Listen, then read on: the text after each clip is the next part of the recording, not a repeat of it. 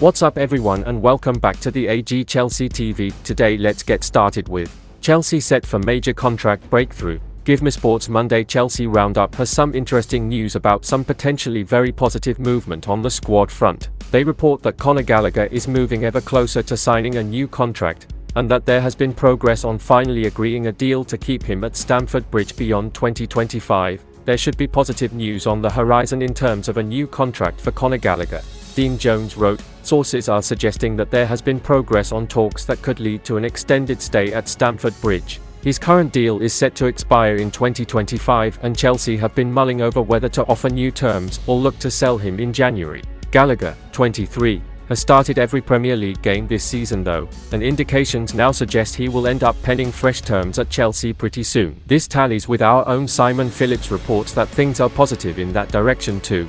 If we can grab a couple more good results this week and top it off with the news that Gallagher, who got himself a silly red card yesterday, is staying for the long haul, there would be more smiles around Stamford Bridge than there have been for a while. Still, let's not get ahead of ourselves just yet.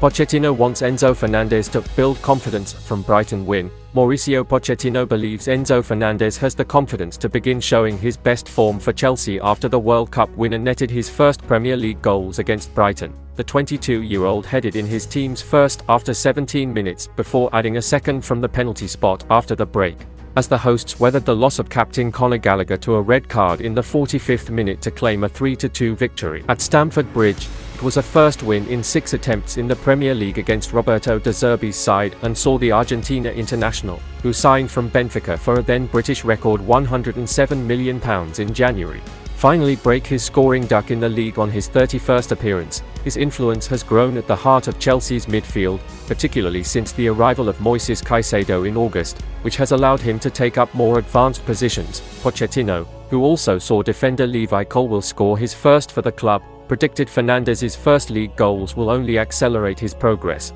"It's important that different players can score," said the manager. "It was Enzo's first and second in the Premier League. It's important to build confidence. Players sometimes need 1 season, 6 months, 10 months to start to show their real quality. Why would it be different at Chelsea? So happy that different players can score. It's a good thing for the team." The win was just Chelsea's second at home in the league this season and their fourth of 2023, lifting them into the top half of the table following the previous weekend's 4-1 rout by Newcastle. Chelsea reject bid for struggling Burnley signing. Badiashile, 22, cost £32.7 million to sign when plucked from Monaco in the last January transfer window. Badiashile arrived with a reputation of being one of France's most promising central defenders and wasted no time breaking into Chelsea's starting 11 in the second half of the 2022-23 campaign. However, injuries have disrupted Badiashile's time this term, limiting the Frenchman to just 3 appearances across all competitions. What's more, the summer arrival of Axel Disasi as well as Levi Colwill being integrated into the first team have caused a logjam at centre-half. The ageless Thiago Silva remains an automatic pick, while Wesley Fofana will fancy his chances of breaking into the team when fully recovered from knee surgery. As such, competition for places at the heart of defence is fierce, something that has seen Colwill utilised primarily at left-back thus far. Badiashile got the nod in Chelsea's last 2 Premier League matches, though endured a torrid outing in the 4-1 defeat to Newcastle 1 week ago. On the back of that display, Serie A giant AC Milan reportedly spied an opportunity.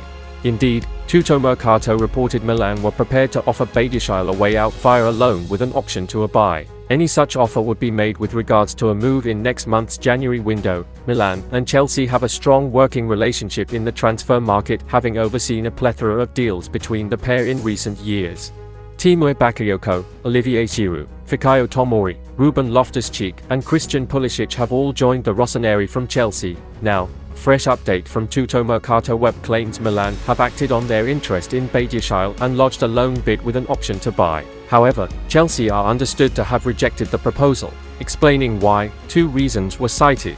Firstly, Chelsea reportedly believe it's far too early to make a final judgment on the Frenchman after less than 20 games for the club. Secondly, moving Badiashile on would require a replacement signing and the Blues see no need to create a new problem for themselves.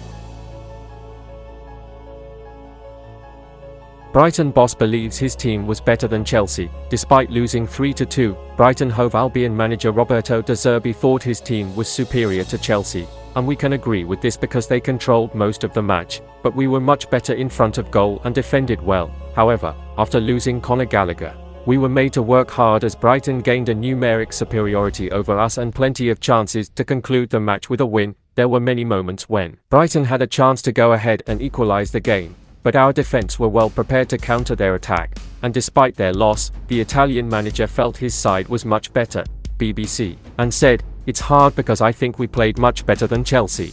We made 3 big mistakes, 2 set pieces, in the first half, and we conceded the 3rd goal in an incredible way."